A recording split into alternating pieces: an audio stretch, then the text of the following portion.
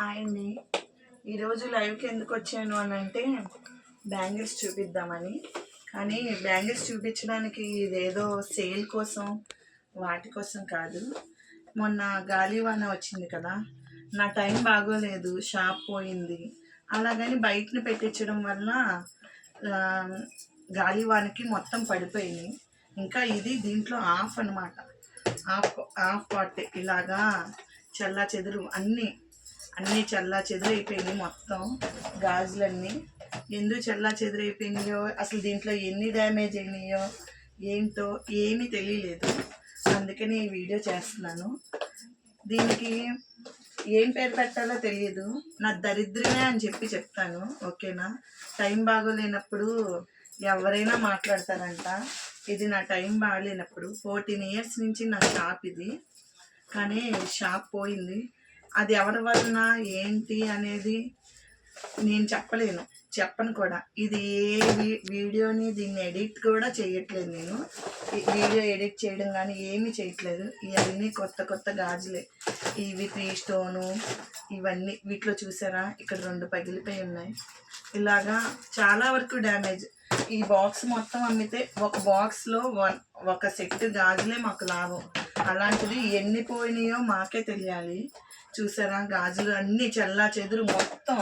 మీకు డైరెక్ట్గా చూపించాలి, దగ్గరగా చూపించాలంటే ఇంకా చాలా ఉన్నాయి, చూపిస్తాను.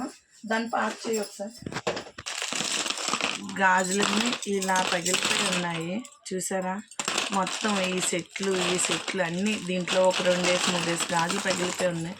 ఇలాగా మొత్తం చూసారా, ఈ గాజులు మొత్తం వీటిలో మొత్తం ఈ బాక్స్ మొత్తంలో అన్నిటికీ డ్యామేజే. ఎంతో ఆశతో స్టార్ట్ చేశాను. ఎవరైనా బయట వాళ్ళు మోసం చేస్తే ఎవరికైనా ఇంట్లో వాళ్ళకి చెప్పి బాధపడతాం, అంతేనా? కానీ నా ప్రాబ్లం ఎవరు చెప్పలేనిది, ఎవరు తీర్చలేనిది. ఈ వీడియో చేసినందుకు కూడా మా ఫ్యామిలీ వాళ్ళకి చాలా ప్రాబ్లమ్స్ వచ్చి చాలా మాట్లాడేస్తారు. కానీ ఇది నాకు సంబంధించిందే, నా బాధ నాదే, ఎవరిది కాదు. అందుకని ఈ వీడియో తీయగలుగుతున్నాను. నువ్వు ఇది పెట్టు. ఇది 10 వంతుల్లో బాక్స్లో ఇది ఒక వంతే బయటకు తెప్పించాను. ఎందుకంటే దీంట్లో మొత్తం మోడిఫై చేసి చూపించుకోవాలి కదా. ఎవరికైనా అమ్మాలి అని అన్నా నేను మంచి గాజులు అమ్మాలి, కానీ మధ్యలో పగిలిపోయిన గాజులు అవి నేను అమ్మకూడదు కదా. ఏంటి మీరు ఇలాగా చెప్తున్నారు, మీకు బేరం వద్దా, మీకు సేల్స్ వద్దా, ఇప్పుడు ఆన్లైన్ బిజినెస్ వద్దా అని. ఇలా నేను ఆన్లైన్ బిజినెస్ పెట్టాలని లేదు, మోసం ఇలా మోసపోలేదు నేను. ఇంతకన్నా మోసం ఇంకేం జరిగిద్దో నాకు తెలియదు. సరే, దేవుడు ఉన్నాడు, దేవుడు పెట్టాలి, దెయ్యం తినాలో, మరి ఏం చేయాలో నాకు తెలియదు. ఈ గాజులన్నీ తర్వాతకి ఏం చేయాలో కూడా తెలియదు. సరే, ఒక్క ఛాన్స్ ఉంది. ఇయర్లీ రంజాన్కి పెట్టుకోవాలని.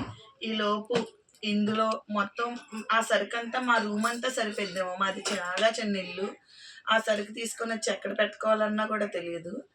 ఆ రూమ్ అంతా సరిపోయిద్ది.